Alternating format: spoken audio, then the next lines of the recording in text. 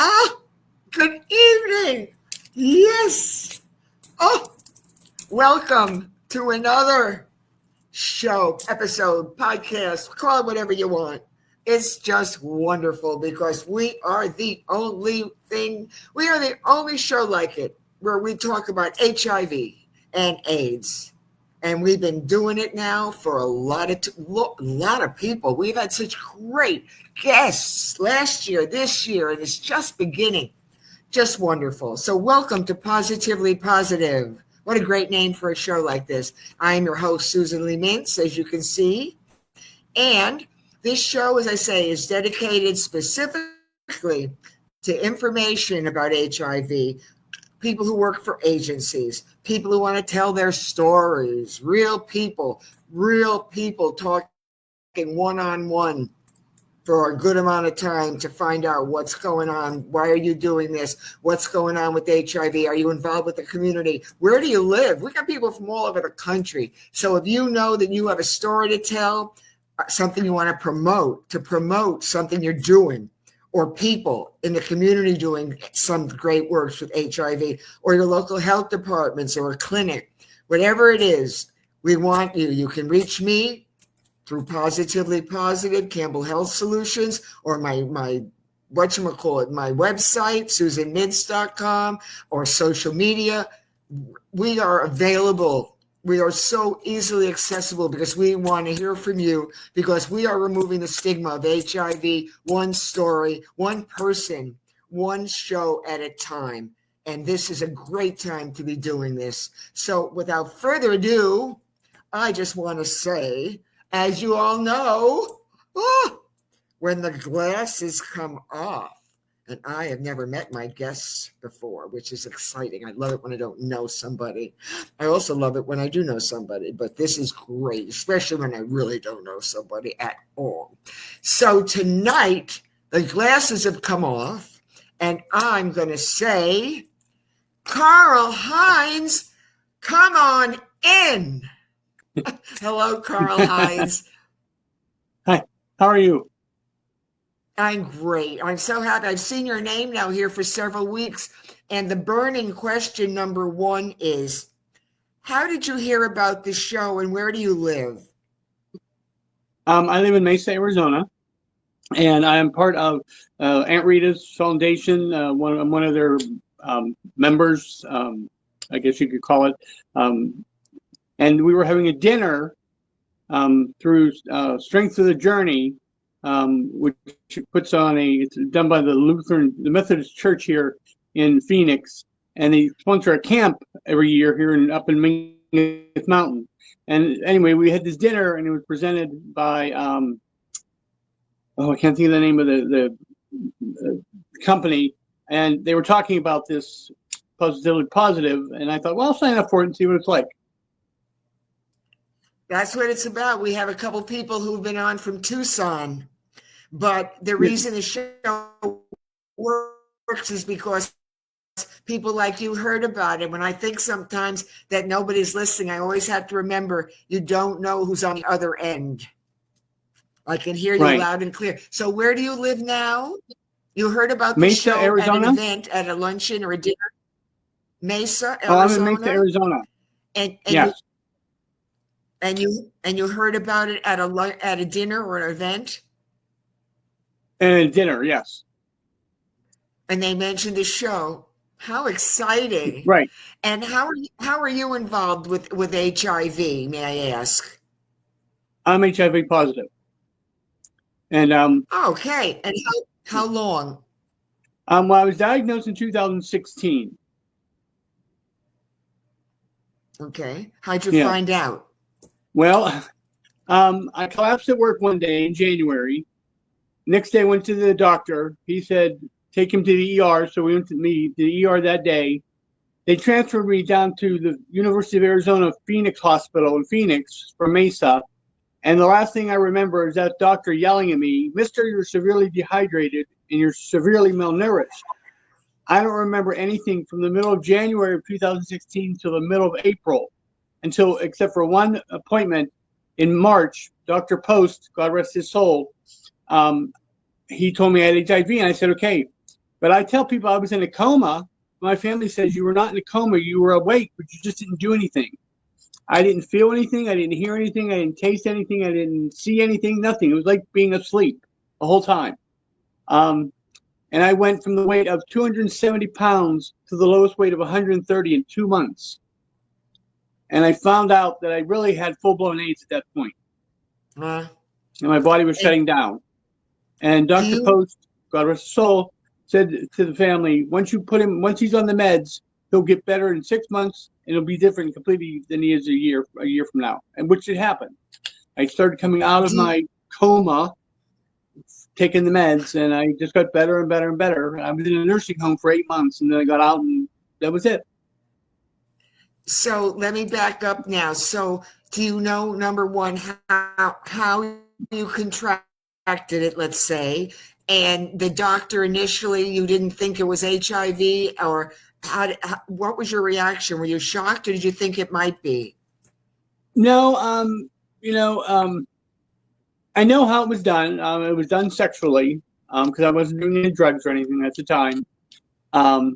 And I was probably not really shocked because I always said to myself, and I was just a joke to a lot of my friends, if I'm not HIV positive now, I mean, I should have been when I was a lot younger, the stuff I did then versus what I do now. Because I was a lot more, a lot more out there and promiscuous when I was younger than I, was at this age. That's the main thing. I wasn't really shocked. I just said, okay, I mean, it's going to happen, and just, my activities, I call them. So. Yeah, you probably had the virus, and you had it in your body maybe for a long time before you got full blown. That's when my husband. Yeah. I figure if it was full blown AIDS that made me that sick, then I had to have at least in me for what, a 10-year incubating period. Yeah, yeah. So that's the situation I dealt with my husband. Was that he was promiscuous and he was bisexual, and that's what happened before he got full blown AIDS in '92. He died in '94, but he was that ill that it had to be from. He probably had it in his virus in him for quite a while. So in other words, and how were you treated when you finally went to the hospital or you went to this doctor? They put you in the emergency room, and how were you treated then? What was again, I don't remember. Once that ER doctor in Phoenix said to me, "Mr. You're severely dehydrated and severely malnourished," I literally went, gone. Boop. I was gone. I don't know what happened after that. The family said that they took me to one doctor, and that doctor said he wasn't taking any more patients at this time, but to go over and go to this other doctor, Dr. John Post in Phoenix, who's been dealing with HIV. I found out since the 70s, since they it started coming around, I didn't know what it was, and I had no idea what this virus was that was going around back then. And he was very involved in it in Phoenix and stuff, and nationally, and I had one of the best doctors look after me before he retired. I was one of his last patients. That's wonderful. Yeah. And so what medication are you on, and where, you said again, what city again are you living in? Tell me. Mesa, Arizona. In Mesa. Okay. That's what I just want. Now, is that near Phoenix or a big hospital? Yeah, it's like a suburb of Phoenix.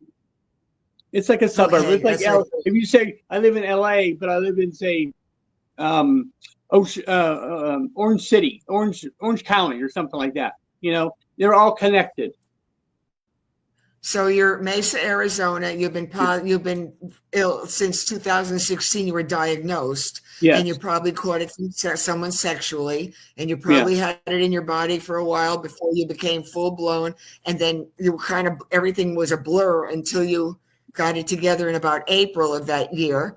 And then you're a good doctor now, but what medication are you on, or have you had different meds? Right now I'm on Simtusa, and I call it Pifree. I can't pronounce the name of it. It's like PIFR. And how do you take it? It's orally. Pills. Orally. And you take it every day orally? Yes. And the doctor you have now, is he connected with the University of Phoenix, or is he No, private? What is he? no, she is through Valleywise Health Centers, the county. Is who Oh, she's it's through. county. Yeah, that's who Dr. Post was through. And then once he retired, I went on to her round. So So are you connected with services with the health department there? yes, Ramis, let's see, my case management is through Care Directions. They take care of the case management for us, and it's through like I get help from Ryan White. Good. That's You know, good. That's so great. So you have your services, you get your assistance through Ryan White program. yes, And how is the health department there in Mesa? Oh, they're really good. I mean, it's done by the county is what the takes care of all the health stuff. Like they'll Okay. call me, once a year to ask me how I'm doing and that kind of stuff. They get concerned if they see that maybe I didn't go pick up meds or something, that kind of thing. Um, as I tell everybody, COVID really ruined this world with what was going on. Things were so much better before that came out, I could say. A lot of things ended, socially for people, and it's made it harder that way. And what did you do as a profession, your occupation, or are you retired now? But what did you do for years? Basically retail. I worked for a couple different companies. I worked for one company for 16 years since I was in high school, and then I went to work for Lowe's companies. And then I left there, and then I, was working in a nursery here in town, and then I went to work for a UPS store, and that's when I got sick. So pretty much retail the whole time. But lately, Retail. I was So driving for a Lyft, and then I was driving for DoorDash recently. But right now I've taken some time off. good to do this. You're taking time off to do Positively Positive with me. Yes, yes. There you go.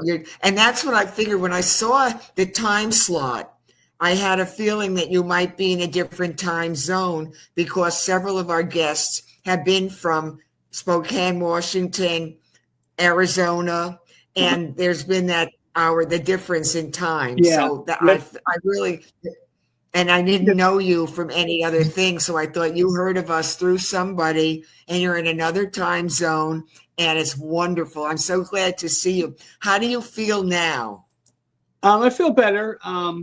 I did make the mistake of going off my meds for a while, and I started. I know, sticking the finger.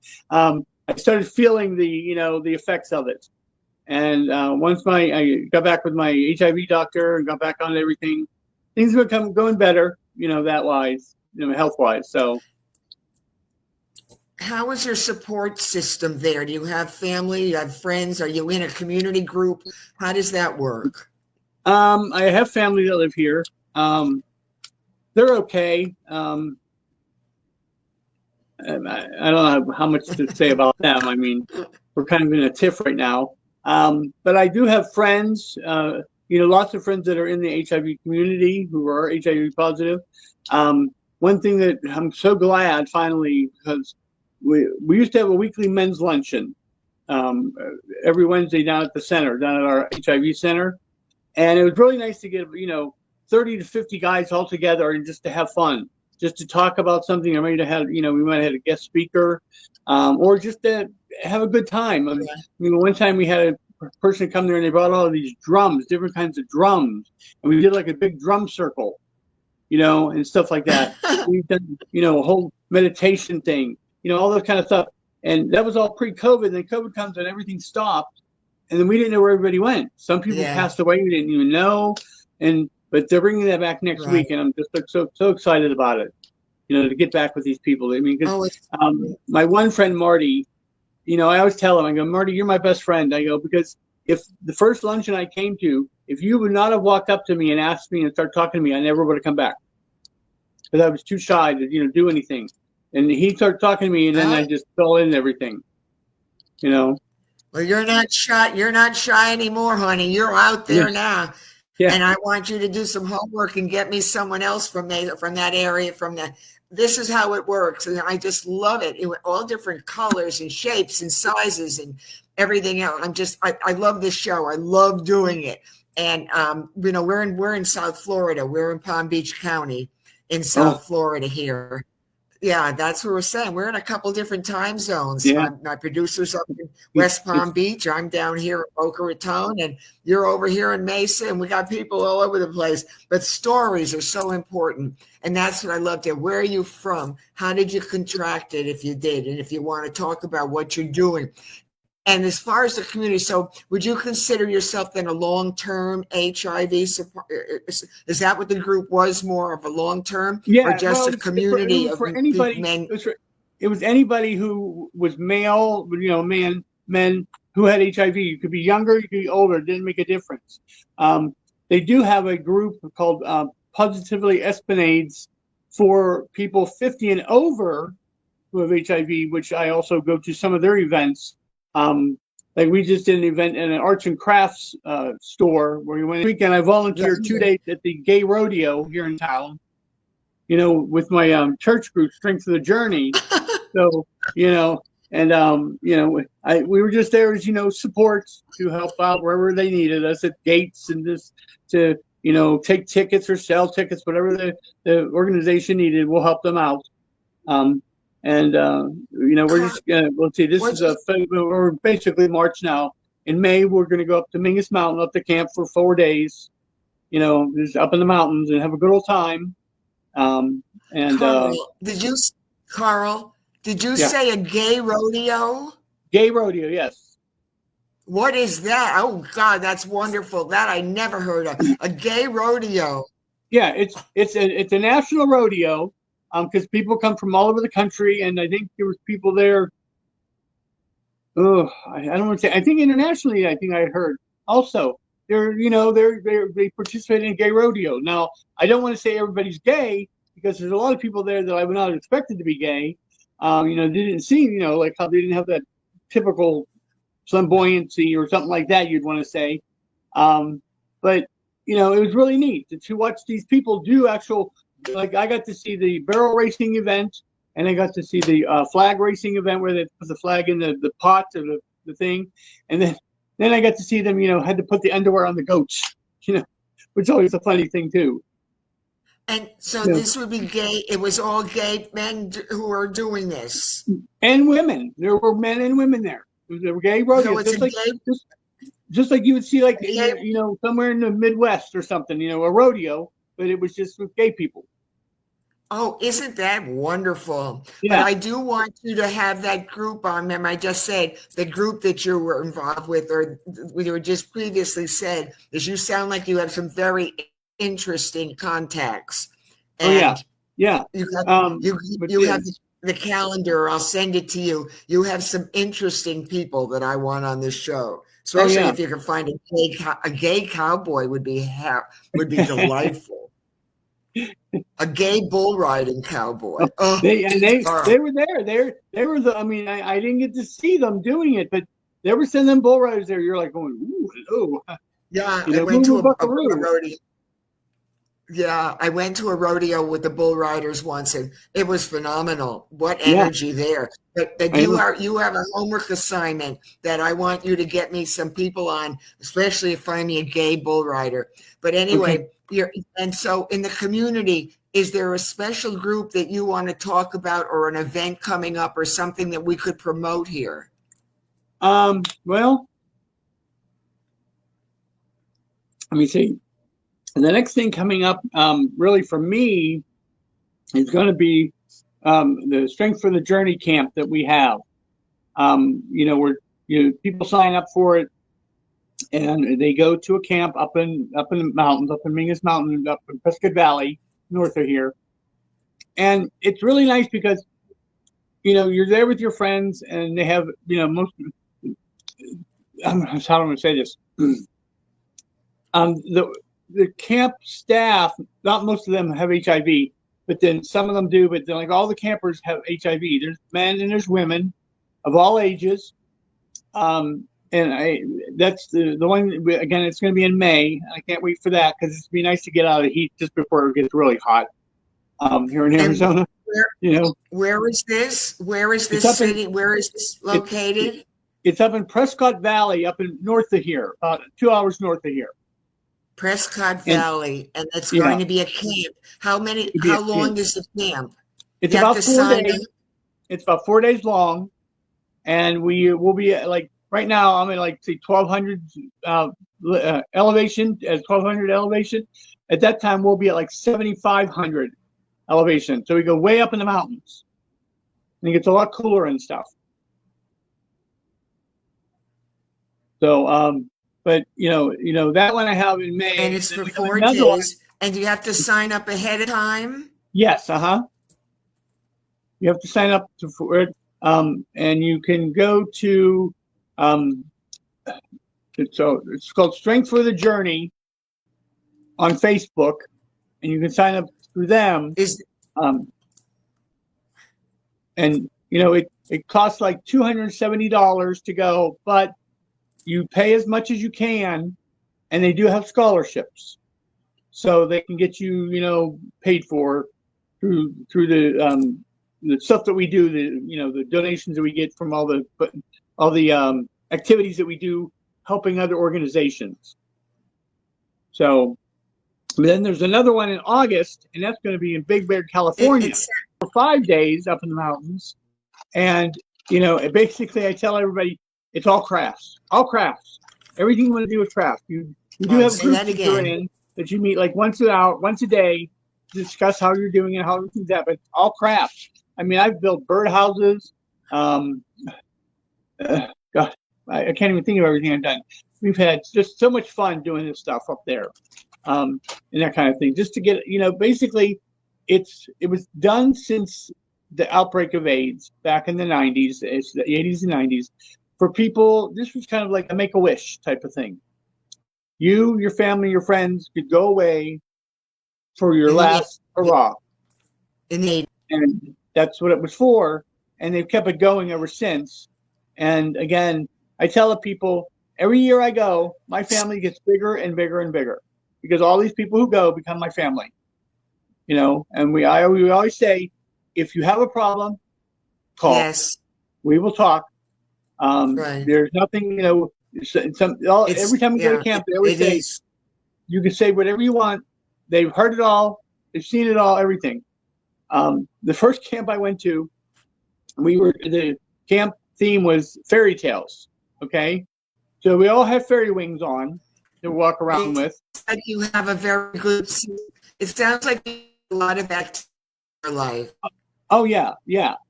And so my group was, Billy Goat Gruff was our fairy tale. And I was the Billy Goat. So I was the one under the bridge, and it was funny. Everybody just laughs how animated I was for this skit that we had to do. So it's fun. It's a lot of fun. It does sound like you have a very, yes, it sounds like you've gotten out and you've done community, and you go to these camps and you do like these retreats, and it sounds like you've grown a lot. Yeah. And I'll participate in the AIDS walk. Sometimes I'll walk, like the first year I walked, and I didn't know this until the day of the walk, that I was in the top for my first year in the AIDS walk in 2017. I was in the top 20% of fundraisers that year, my first year, which was amazing. But I'll volunteer for it. If I can't raise too much money, I'll just volunteer. Because you care. Yeah, and that's the thing, Care. Yeah, and I just want people to know in your health. Yeah,